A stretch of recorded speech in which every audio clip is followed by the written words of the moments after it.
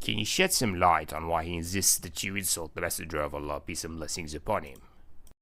What happened was that I was in a debate against a kafir who was trying to claim that the Messenger of Allah, peace and blessings upon him, knows all things about the Torah and Injil even before revelation came to him, and I denied it.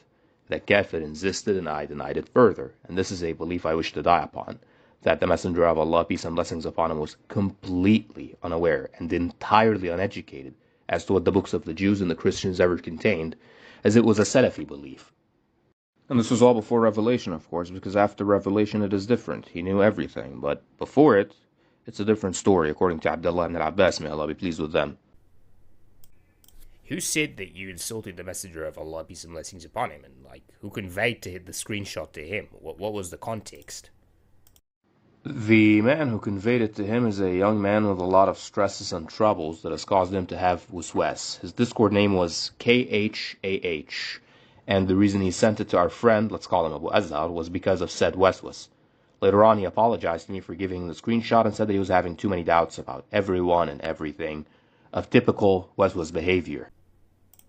Okay, another thing we need to ask is Abd al-Rahman Dimashqi misguided? Is he misguided? This depends on the time of day, because Abu Azhar has claimed numerous times that he's misguided while claiming that an Ash'ari Sufi who insults the Quran called Suyuti is an Imam and is well guided.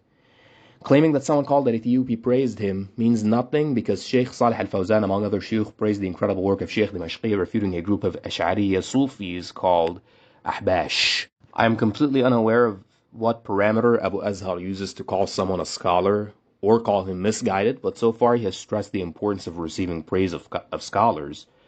But that doesn't stop him from calling an honorable sheikh like Dimashqiyya as misguided.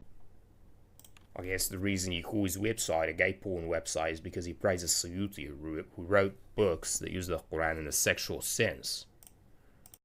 Yes, precisely.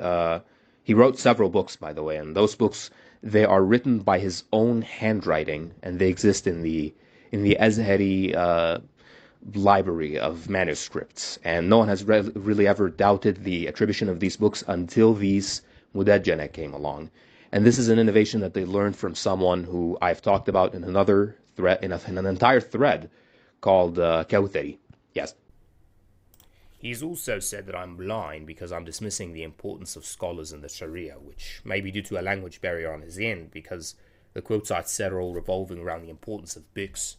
Nothing about them harms the scholars. In fact, one who doesn't read at all is not walking the path of scholars. Do you think maybe providing Sheikh al-Uthaymeen, saying that if you read for 10 hours a day, this is not sufficient?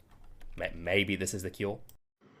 Contemporaries matter to him the most, and he's not concerned with what the Salaf say. I believe you should supplement that. He also, if I do not misremember, said that I'm unable to know why Ibn Bashkual wrote a book. While being completely clueless as to why Abdullah ibn Ahmad wrote a book called As-Sunnah, simply titled As-Sunnah. That's understandable since the guy learned Arabic in Al-Azhar and in America, so no doubt there's a communication issue. No, I disagree. Probably just a belief issue because he seems to get really angry at the books of the Salaf and his contemporaries who contradict and refute them to deny any belief mentioned in them. Yeah, go figure.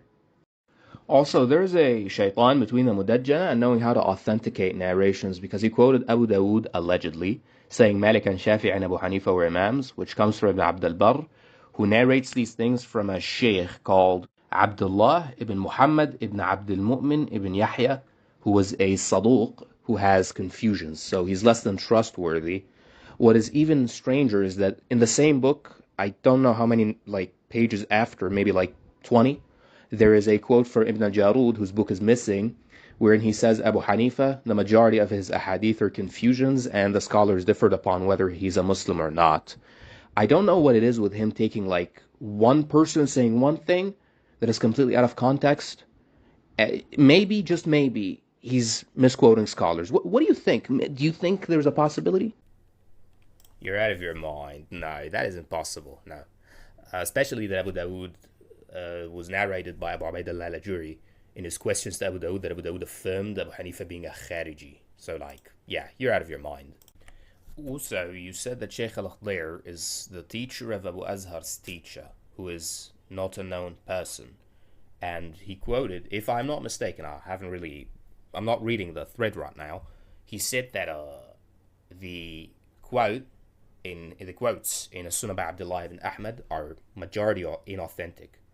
If the majority of them were inauthentic, then the minority of them that are authentic, and the rest are working as corroborations.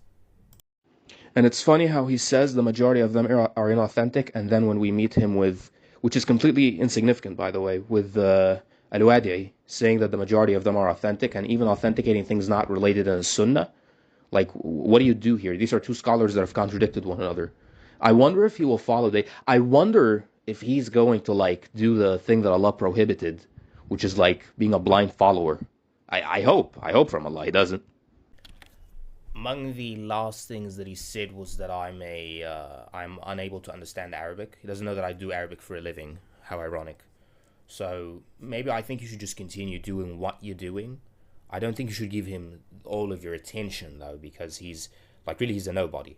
Like by definition, he is a nobody. We don't know who he is, and through his actions, as you've said, there is a very high likelihood that he's, excuse me for saying it, an intelligence agent.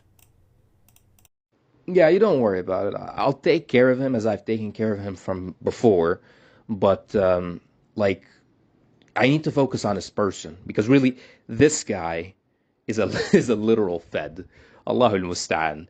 And just you remember that he's doing all this to defend Imam Ibn Hajar, who believes him to be a kafir, and Imam Nawawi, who believes him to be a kafir also, while you are attacking those people because they attacked Allah, and he has not really dedicated 1/10 of this effort to attack the people who attack the names and attributes of Allah. So you are definitely aided in this by Allah.